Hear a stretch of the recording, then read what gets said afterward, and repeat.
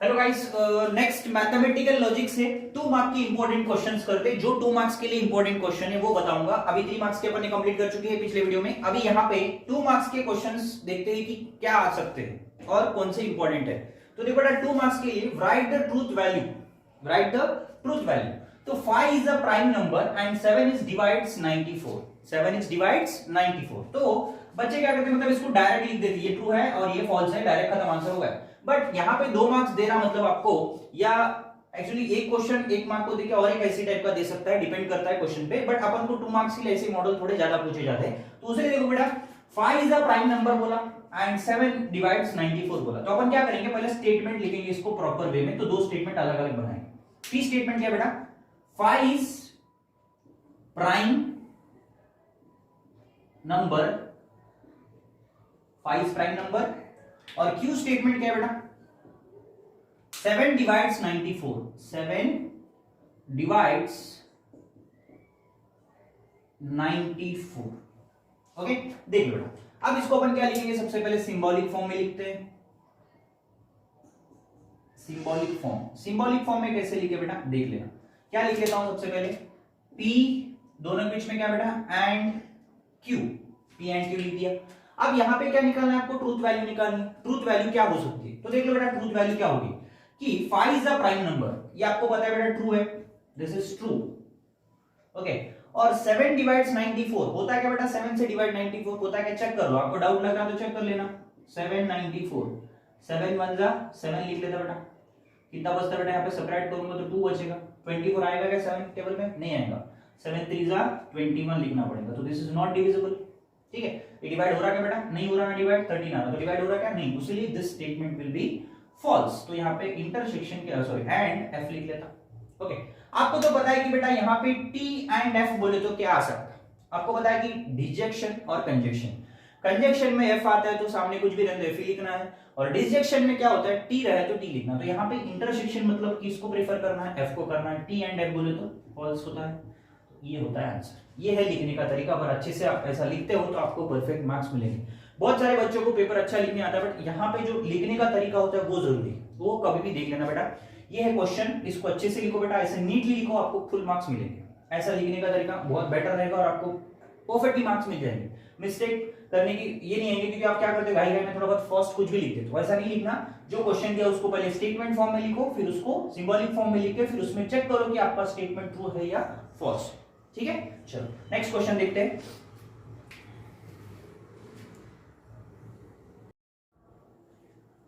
Hello guys, next देखते हैं दूसरा वाला जो इंपॉर्टेंट क्वेश्चंस 2 मार्क्स के लिए कौन सा पूछा जाता है। ठीक है, देख लो बेटा, यहाँ पे दूसरा वाला जो इंपॉर्टेंट क्वेश्चन है 2 मार्क्स के लिए पूछा जाता है महाराष्ट्र बोर्ड एग्जाम में। देख लो बेटा, यहाँ पे बोला गया कि ट्रूथ ऑफ डिटरमाइन करना है कि आपको पता है बेटा, एसेंशियल बोला जाता है इसको, फॉर ऑल बोलते हैं। इसमें कोई भी वैल्यू एग्जिस्ट कर सकते हैं, इसमें क्या होता है, पूरे के पूरे वैल्यू एग्जिस्ट करना चाहिए, तभी that statement will be true.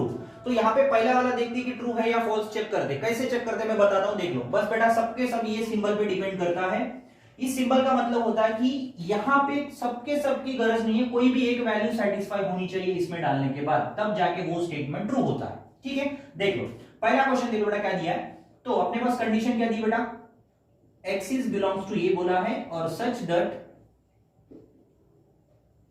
x minus 8 is equal to 1। Check करते बेटा कि इसमें कोई वैल्यू इसके साथ सेटिस्फाई करती है। 3 करती है बेटा, नहीं करती। 3 माइनस 8 5 बरोबर नहीं आता। 5 करती क्या, नहीं करती। 7 नहीं करती। 9 कर सकता है। 9 माइनस 8 इज इक्वल टू 1 आता। 1 इज इक्वल टू 1 सेटिस्फाई कर रही है। बस अपने को इस कंडीशन में, इसमें ये जो एसेंशियल होता है, इसमें कोई भी एक स्टेटमेंट सेटिस्फाई किया तो बस that statement will be true. तो अपना आंसर क्या हो बेटा, ट्रू हो गया। राइट, इसमें कोई भी एक वैल्यू जो दिया गया है ए, इस ए में से कोई भी वैल्यू इसके साथ सेटिस्फाई करनी चाहिए, कोई भी एक चलती, पूरे करने की गरज नहीं, कोई भी एक की है तो बस। तो अपना आंसर क्या होता है कि ट्रूथ वैल्यू क्या हो जाता है, ट्रू बोल के बोल सकते हैं।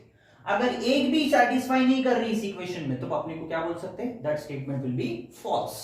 अब दूसरा देखते बेटा, दूसरा जो है फॉर ऑल। फॉर ऑल का मतलब देखो बेटा, all the values. For all का मतलब कंडीशन है कि सबके सब वैल्यू क्या होनी चाहिए, सेटिस्फाई होनी चाहिए, तभी ये स्टेटमेंट क्या होता है, ट्रू होता है। सिंपल सी बात है। देखो बेटा, यहां पे बोला गया क्वेश्चन में, for all x is belongs to A, x is on a even number. X is on even number मतलब ये पूरे के पूरे इवन नंबर हुए तो ही अपना स्टेटमेंट ट्रू होता, नहीं तो स्टेटमेंट विल बी फॉल्स। देखो पहला 3 नहीं है, ओके 3 इवन नंबर है क्या, नहीं है, 5 भी नहीं है, 7 भी नहीं है, 9 भी नहीं है, और 11। आपको डिसाइड हुआ कि यार एक भी नहीं है, मतलब 10 स्टेटमेंट डायरेक्टली अपन क्या बोलेंगे, this is the false statement, क्योंकि इसमें एक ही इवन नंबर है जो 12 है।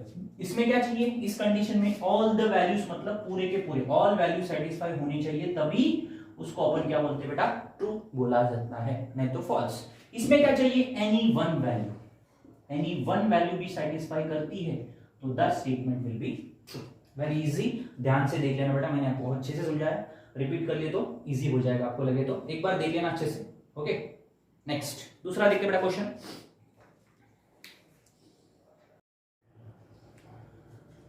हाय गाइस, दूसरा क्वेश्चन देखते हैं, important question in 2 marks.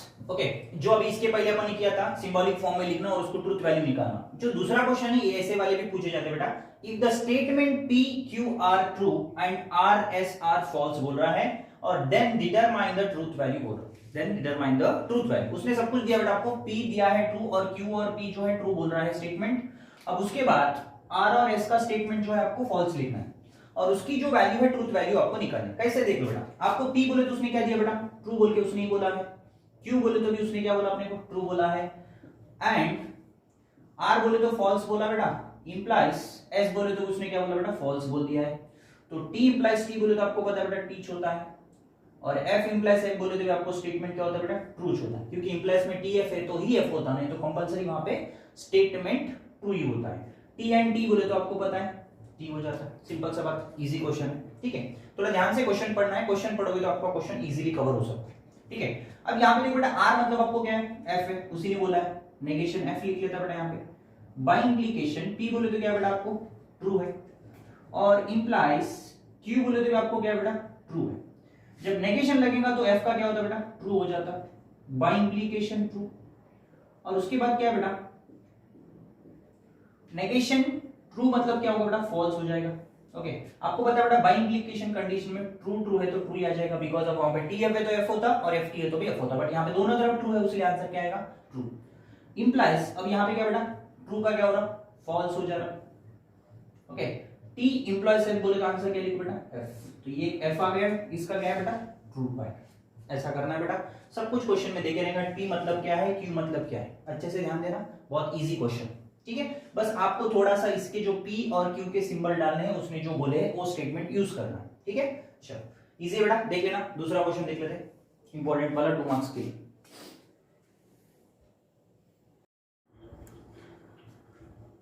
Hi guys, next देखो बेटा, नेक्स्ट क्वेश्चन, यहाँ पे दूसरा वाला क्वेश्चन देखते हैं कि आपको यहाँ पे जो using negation rule, using rules of negation, तो रूल्स ऑफ नेगेशन कैसे लगे, मतलब नेगेशन रूल मतलब क्या होता है बेटा, जो क्वेश्चन दिया जाता है उस क्वेश्चन को बाहर से नेगेशन से मल्टीप्लाई करना, करने के बाद आपको आंसर क्या आता है वो देखना है। तो देखो बेटा, ये जो क्वेश्चन दिया है मैं इसको पहले नेगेशन से मल्टीप्लाई करता हूं बाहर से, क्या होगा देख लो, ये पूरे क्वेश्चन को बेटा नेगेशन से मल्टीप्लाई करता हूं, ये 2 मार्क के लिए आ सकता है। ठीक है, अगर आप इसको नेगेशन से मल्टीप्लाई करेंगे तो क्या होगा बेटा, P और का क्या होगा बेटा, एंड उसके बाद Q, ओके और का क्या आएगा बेटा, एंड आ जाएगा। ओके अब इसको क्या लिखेंगे बेटा, नेगेशन P एंड का क्या होगा बेटा, और Q, सिंपल सी बात, क्लियर बेटा, कुछ नहीं करना है, बस नेगेशन से मल्टीप्लाई किए तो नेगेशन नेगेशन कट जाता, और का एंड, आपको पता है बेटा और को नेगेशन लगेगा तो एंड हो जाएगा, नेगेशन एंड मतलब और होगा, नेगेशन ऑफ इंप्लाइज मतलब एंड होगा, नेगेशन ऑफ बाय इंप्लीकेशन मतलब और होगा। ठीक है, और उसके बाद क्या बेटा, नेगेशन ऑफ ट्रू मतलब फॉल्स होता है, और नेगेशन ऑफ फॉल्स मतलब क्या होगा बेटा, ट्रू। ठीक है, इसको कौन सा लॉ बोलते हैं बेटा, डी मॉर्गन्स लॉ, जैसे कि आपको पता है कि डी मॉर्गन्स लॉ मतलब क्या होता है, यहाँ पे लिखता हूं लॉस, P R Q है बेटा, तो इसको अगर नेगेशन से बाहर से लगा देंगे तो क्या आ जाएगा बेटा, इसका आंसर आपको negation P and negation Q, एक लॉ है, वही लॉ अपन ने यहाँ पे यूज किया है, राइट। नेगेशन से मल्टीप्लाई तो नेगेशन नेगेशन कटेगा, और का एंड हुआ, नेगेशन कट गया, Q और का एंड हो जाता, नेगेशन P एंड का और नेगेशन नेगेशन कटेगा तो Q आ जाएगा। ओके अब दूसरा देखो बेटा, थोड़ा सा डिफिकल्ट है क्वेश्चन, इसकी प्रॉपर्टी देखते बेटा पहले, अगर इस क्वेश्चन को अगर नेगेशन से मल्टीप्लाई करते हो तो आंसर क्या है, देखो बेटा इसको पहले लिख लेता हूं, नेगेशन P इंप्लाइज Q बोले तो इसका आंसर आएगा बेटा, आपको प्रॉपर्टी है P एंड नेगेशन Q बोल के प्रॉपर्टी लिखनी है। इसकी प्रॉपर्टी क्या है बेटा, प्रॉपर्टी का मतलब कि एक दूसरे के इक्वल, इसकी वैल्यू निकाल के देखो, इसको देखो, दोनों इक्वल आते हैं। तो अपना इसकी प्रॉपर्टी लगने के बाद क्या है बेटा, P and negation Q R. तो अपन को इस क्वेश्चन को भी इसी फॉर्म से लिखना है, अगर बाहर से नेगेशन लग रहे तो ऐसे लिखना है। तो देखो बेटा इसको अपन P मान लेते हैं और दूसरा ये पूरा टर्म जो है अपना Q के बराबर है, ये P इंप्लाइज Q, ठीक है। तो क्या बेटा अगर नेगेशन मल्टीप्लाई के तो P एंड क्या लग रहा है बेटा उसको, नेगेशन Q मतलब negation P or negation Q लग रहा है। अब नेगेशन से अगर इसको मल्टीप्लाई करेंगे, नेगेशन P एंड Q, ये आंसर आ जाता है बेटा आपका, this is the negation rule.